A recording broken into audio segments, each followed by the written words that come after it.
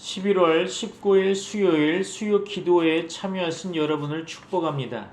오늘 본문의 말씀은 로마서 16장 25절로 27절의 말씀 가운데 신비의 계시라는 제목으로 하나님의 말씀을 선포하고자 합니다.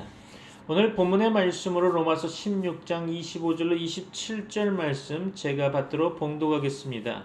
로마서 16장 25절로 27절 말씀입니다. 나의 복음과 예수 그리스도를 전파함은 영세 전부터 감추어졌다가 이제는 나타내신 바 되었으며 영원하신 하나님의 명을 따라 선지자들의 글로 말미암아 모든 민족이 믿어 순종하게 하시려고 알게 하신 바 그 신비의 계시를 따라 된 것이니 이 복음으로 너희를 능히 견고하게 하실 지혜로우신 하나님께 예수 그리스도로 말미암아 영광이 세세 무궁하도록 있을지어다. 아멘. 오늘은 로마서의 마지막 부분을 살펴보는 날입니다. 그동안 11개월을 매주 수요일과 금요일에 로마서 본문의 말씀을 나누면서 많은 은혜를 경험하셨으리라 믿습니다. 금요일부터는 유다서의 말씀을 본문으로 말씀을 전하고자 하는데요. 그동안 로마서를 살펴보았죠. 우리가 로마서를 집중해서 보아야 하는 이유가 무엇일까요? 본문의 말씀을 설교하기 전에 잠시 생각해 보고자 합니다. 첫째로 기독교 복음의 핵심을 가장 명확하게 설명한 책이 바로 로마서입니다. 로마서는 사도 바울이 복음을 체계적으로 정리한 가장 완성도 높은 서신이라 말씀드릴 수 있습니다. 다른 서신들이 교회 안의 문제나 상황에 대한 직접적인 대응을 기록한 것이라면 로마서는 예수 그리스도의 복음이 무엇이며 인간의 죄와 구원, 그리고 믿음과 의, 그리고 율법과 은혜, 그리고 새로운 삶에 이르기까지 기독교 신앙 전체 구도를 한눈에 보여주는 복음의 교리서라 할 수 있습니다. 바울은 로마서를 통해 의인은 믿음으로 말미암아 살리라 라는 선언을 중심축으로 삼았죠. 이 한 구절은 종교개혁의 불씨가 되었고요. 마틴 루터가 말했듯이 로마서는 신약의 가장 순수한 복음이며 그리스도인의 모든 교훈의 요약이라 할 수 있겠죠. 즉 로마서를 신앙인들이 학습해야 하는 것은 기독교 신앙의 뿌리를 배우는 일이기도 하고 하나님 앞에서 우리가 왜 은혜로만 의롭다함을 얻는지를 깨달아 삶에 적용하기 위한 것입니다. 그렇죠? 우리가 로마서를 집중해서 보아야 하는 이유가 뭘까요? 둘째로 신앙의 기초에서 성숙까지를 아우르는 교리적 여정이 로마서에 담겨있기 때문이겠죠. 로마서는 단순한 교리서가 아니라 신앙의 여정을 따라가는 영적 성장의 지도라고 할 수 있습니다. 로마서 1장에서 3장은 인간의 죄와 절망을 드러내고 있고요. 4장에서 5장은 믿음으로 의롭다 하심을 받는 구원의 원리를 설명하고 있죠. 6장에서 8장까지의 말씀은 새 생명 안에서 성령으로 사는 삶을 가르치고 있으며 9장에서 11장까지의 말씀은 하나님의 주권과 이스라엘의 구속자적 위치를 다루고 있는 거죠. 마지막 12장에서 16장은 실제적인 신앙생활의 적용으로 이어지고 있습니다. 즉 로마서를 깊이 묵상하다 보면 죄에서 구원, 구원에서 성화, 성화에서 소명으로 이어지는 신앙의 전체 여정을 명확히 이해할 수가 있을 것입니다. 이것은 단순히 교리를 배우는 것이 아니라 삶 속에서 복음이 어떻게 능력이 되는지를 배우는 훈련이라 할 수 있겠죠. 오늘날 많은 청년들이 신앙의 감정적 경험에는 익숙하지만 교리적 뿌리가 약한 이유로 쉽게 흔들리고 있는 듯 보입니다. 로마서는 이런 세대 가운데 믿음의 근본을 다시 세워주는 뿌리 교육이 된다고 하는 거죠. 우리가 로마서를 집중해서 보아야 하는 이유가 뭘까요? 셋째로 율법주의와 세속주의 사이에서 복음을 회복하게 하는 책이기 때문입니다. 오늘날 교회는 두 가지 극단 사이를 오가고 있죠. 하나는 율법주의로 신앙을 행위나 규칙의 틀에 가두는 것이고요. 또 하나는 세속주의, 즉 복음의 거룩함을 희석시키는 것입니다. 로마서는 이 두 극단을 모두 무너뜨리고 있죠. 사람이 의롭다 하심을 얻는 것은 율법의 행위에 있지 않고 오직 믿음으로 된다라는 선언으로 율법주의를 깨뜨리고 있습니다. 동시에 은혜가 넘치는 곳에 죄가 더욱 넘치겠느냐라는 질문으로 값싼 은혜에 빠진 세속주의를 경계하고 있죠. 로마서는 이렇게 균형 잡힌 복음의 진리를 통해서 오늘의 신앙을 새롭게 회복시키고 있는 것입니다. 그렇죠? 우리가 복음을 다시 배우지 않으면 신앙은 감정이나 전통에 머무르게 되겠지만 로마서를 통해 복음을 재발견하게 된다면 믿음은 다시 생명력을 얻게 되는 거죠. 우리가 로마서를 집중해서 보아야 하는 이유가 뭘까요? 넷째로 교회 공동체의 본질을 이해하고 개인적 사명의 회복 때문일 것입니다. 로마서 12장 이후의 말씀은 개인의 구원에 머물지 않고 교회 공동체의 삶과 세상 속의 사명으로 나아가고 있는 거죠. 너희 몸을 하나님이 기뻐하시는 거룩한 산 제물로 드리라. 이는 이 명령은 예배의 본질을 회복시키고 있는 말씀이라는 거죠. 또한 서로 다른 지체로서 한 몸을 이루라 라고 하는 말씀은 공동체의 다양성과 연합을 가르치고 있는 것입니다. 로마서는 개인 구원에 머무르는 신앙을 넘어서 하나님 나라를 세우는 사명적 신앙으로 나아가게 하는 거죠. 그렇죠?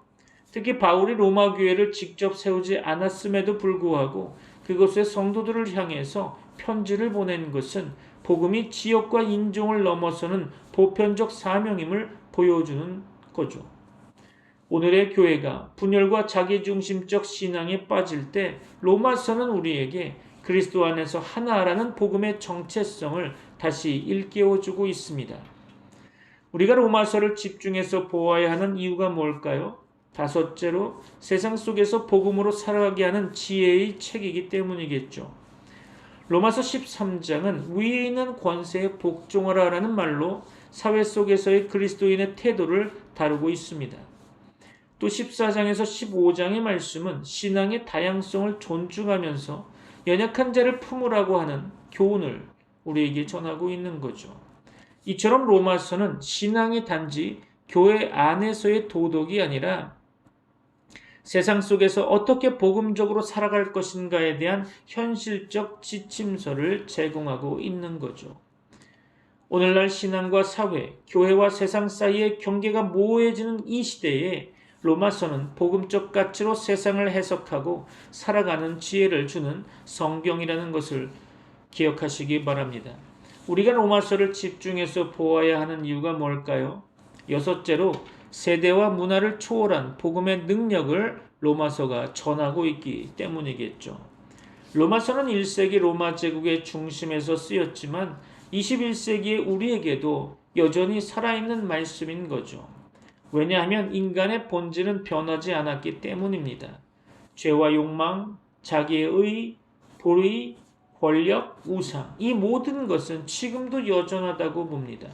그러므로 로마서를 배우는 것은 단지 옛 교리를 공부하는 것이 아니라 오늘의 세상 속에서 복음이 어떻게 시대를 초월한 능력이 되는지를 배우게 하는 거겠죠. 로마서 1장 16절의 고백처럼 복음은 모든 믿는 자에게 구원을 주시는 하나님의 능력이 됨을 다시 확신하는 계기가 될 줄로 믿습니다. 우리가 로마서를 집중해서 보아야 하는 이유가 뭘까요? 마지막 7번째 결론으로 말씀드리면 복음으로 돌아가야 할 이유가 담겨있기 때문일 것입니다. 로마서를 학습하는 것은 단순히 신학 지식을 쌓는 일이 아니라 우리의 신앙을 복음의 중심으로 다시 돌려놓는 여정인 거죠. 우리가 그리스도를 믿는다는 것이 무엇인지, 교회가 존재하는 이유가 무엇인지, 그리고 세상 속에서 어떻게 살아야 하는지를 근본적으로 묻고 답하게 합니다. 로마서를 집중적으로 살펴볼 때 우리는 종교적 행위자가 아니라 복음의 증인으로 변화하게 될 것입니다. 복음은 머리로 배우는 진리가 아니라 삶으로 증거되는 능력이기 때문이죠. 따라서 오늘의 교회와 청년 세대가 진정한 부흥을 경험하기 위해서는 다시 로마서로 돌아가야 합니다. 그곳에서 우리는 하나님 나라의 복음을 다시 발견하고 그 복음으로 세상을 변화시킬 힘을 얻게 되는 거죠. 여러분을 축복합니다. 자, 이제 본문을 통해서 하나님의 말씀을 묵상해 보고자 합니다. 몇 해 전 한 미술관에서 유명한 그림 복원 작업이 진행되었습니다. 겉에서 보기에는 오래되어 색이 바래지고 세월로 인해서 그림의 깊은 의미가 사라진 것처럼 보였죠. 그런데 복원가가 그림을 자세히 조사하던 중 놀라운 사실이 드러나게 됩니다. 그림 겉면에 덮여있던 먼지와 오염을 세심하게 걷어내자 그 뒤에 숨겨져 있던 놀라운 색채와 세밀함이 드러나게 된 거죠. 사람들은 그때서야 원래 이 그림이 이렇게 아름다웠구나 라고 하면서 감탄했다고 하죠. 그리고 복원가는 이렇게 말했다고 합니다. 그림은 변한 적이 없습니다. 단지 변한 것은 우리가 보는 눈이었을 뿐이죠. 그렇죠. 사랑하는 성도 여러분, 이 이야기는 바로 복음을 보여주는 중요한 비유가 아닌가 생각해 봅니다. 하나님께서 주신 복음은 처음부터 완전했고 처음부터 영광스러웠습니다. 하지만 때때로 우리의 삶의 먼지, 세상의 소음, 우리의 연약함 때문에 복음의 본래 영광이 잘 보이지 않을 때가 있었죠. 사도 바울은 로마서의 마지막 부분에서 이 복음의 영광을 다시 복원하여 우리 눈앞에 보여주고자 하는 것입니다. 본문 26절의 말씀 가운데 이 복음으로 너희를 능히 견고하게 하실, 그렇죠. 복음은 흔들리는 삶을 붙들어주는 것입니다. 25절 말씀 가운데 바울은 이렇게 시작하고 있습니다. 나의 복음과 예수 그리스도를 전파함은 영세전부터 감추어졌다가, 그렇죠. 신학자들은 이 구절을 가리켜서 구약에서부터 감추어졌던 하나님의 계획이 드디어 드러난 순간이라고 말합니다. 우리 삶은 흔들릴 때가 많았습니다. 그렇죠. 건강도, 인간관계도, 재정도, 감정도, 때로는 믿음조차 흔들릴 때가 있죠. 그러나 바울은 흔들리는 성도들에게 분명히 말하고 있습니다. 너희를 붙드시는 힘은 너희에게서 나오는 것이 아니라 복음에서 나오며 하나님께로부터 온다라는 거죠. 우리는 스스로를 지탱할 힘이 부족할 때가 많지만 복음은 하나님이 우리를 견고하게 세우시는 능력임을 바울은 다시 한번 상기시켜주고 있는 것입니다. 오늘 본문에서 언급된 영원하신 하나님의 명을 따라 선지자들의 글로 말미암아 모든 민족이 믿어 순종하게 하시려고 알게 하신 바 그 신비의 계시를 따라 된 것이니, 그렇죠. 복음은 감추어진 보물이었다는 것입니다. 바울은 이어서 복음을 신비의 계시라고 부르고 있죠.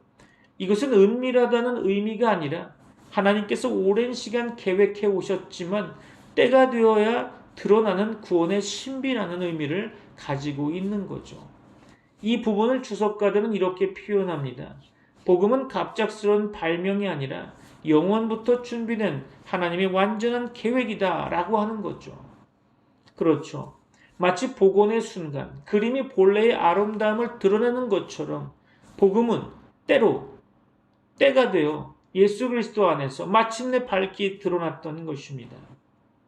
우리가 듣는 복음, 우리가 붙드는 복음, 우리가 고백하는 복음은 어제 만들어진 것이 아니라 영원의 문에서부터 시작된 하나님의 위대한 작품인 것을 기억하시기 바랍니다.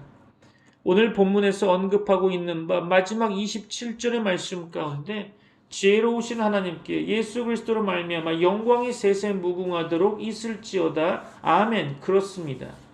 복음에 대한 우리의 반응은 바로 찬양이라는 것입니다. 바울은 로마서를 길게 설명한 뒤에 마지막을 찬양으로 마무리하고 있습니다. 지혜로우신 하나님께 예수 그리스도로 말미암아 영광이 세세 무궁하도록 있을지어다. 아멘. 그렇죠. 사랑하는 성도 여러분, 바울은 로마서를 마무리하면서 어떤 교리적 요약을 하지 않았습니다. 복잡한 신학적 결론도 말하지 않고 있죠. 오직 찬양으로 끝을 맺고 있는 것입니다.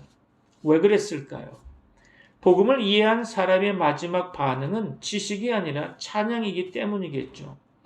복음이 깊어지면 찬양이 깊어지고 하나님의 은혜가 클수록 우리의 경배도 커지게 되어 있습니다. 그렇죠?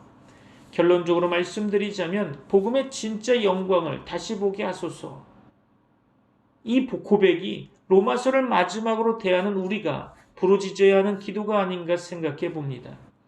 오늘 본문은 로마서의 마지막이지만 영적 여정의 시작점이기도 합니다. 복음은 우리를 견고하게 하시는 하나님의 능력이 되고 영원전부터 감추어졌다가 드러난 하나님의 비밀이며 우리에게 찬양을 불러일으키는 하나님의 영광인 것입니다. 우리가 혹시 신앙의 길에서 지치고 복음의 감동이 흐려졌다면 하나님의 은혜의 빛으로 우리 마음을 다시 복원해 주시기를 기도해야 할 것입니다. 주님, 복음의 본래 영광을 다시 보게 하소서. 아멘. 그렇습니다.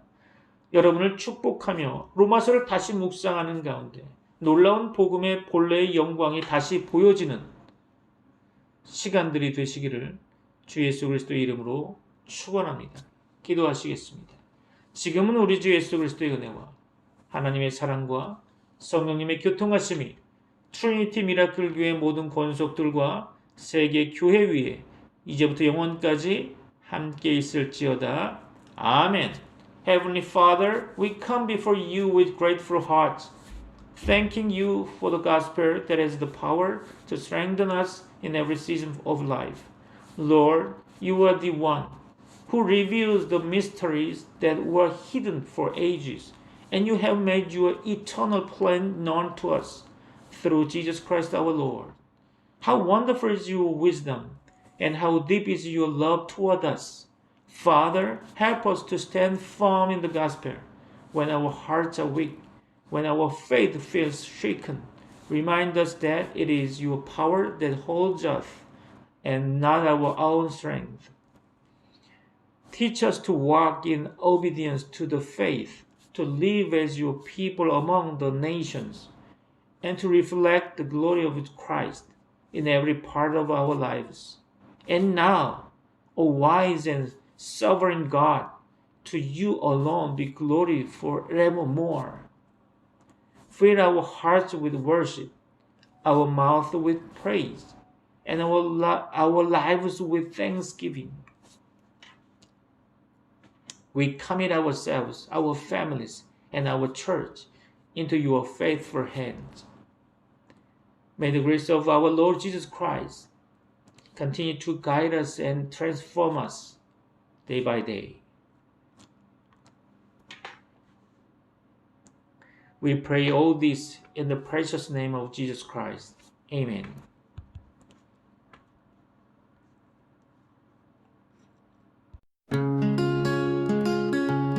여호와는 나의 목자 푸른 초장실 많은 물가로 인도하시네 내 영혼 소생시키고 의의 길로 인도해 주의 이름 위하여 날 이끄시네 여호와는 나의 목자 내 평생에 선하심 날 따르리 여호와는 나의 목자 내 평생에 선하심 날 따르리 어두운 골짜기 지나도 두려움 없네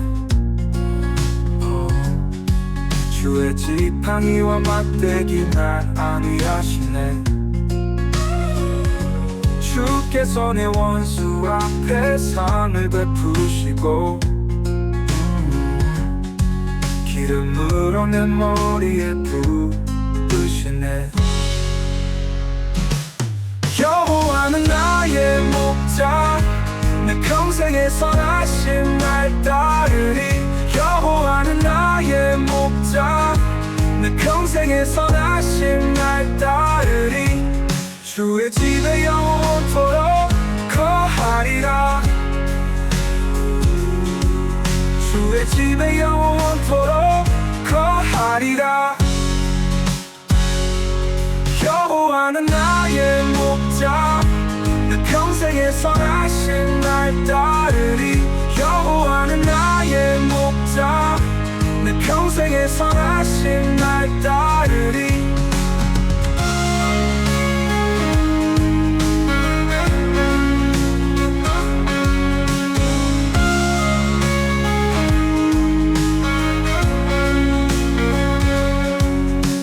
골짜기 지나도 두려움 없네 주의 주의 지팡이와 막대기 날 안위하시네. 주께서 내 원수 앞에 상을 베푸시고 기름으로 내 머리에 부으시네. 주의 집에 영원토록 거하리라. 주의 집에 영원토록 거하리라. 여호와는 나의 목자, 내게 부족함 없네. 내 평생에 선하심 날 따르리.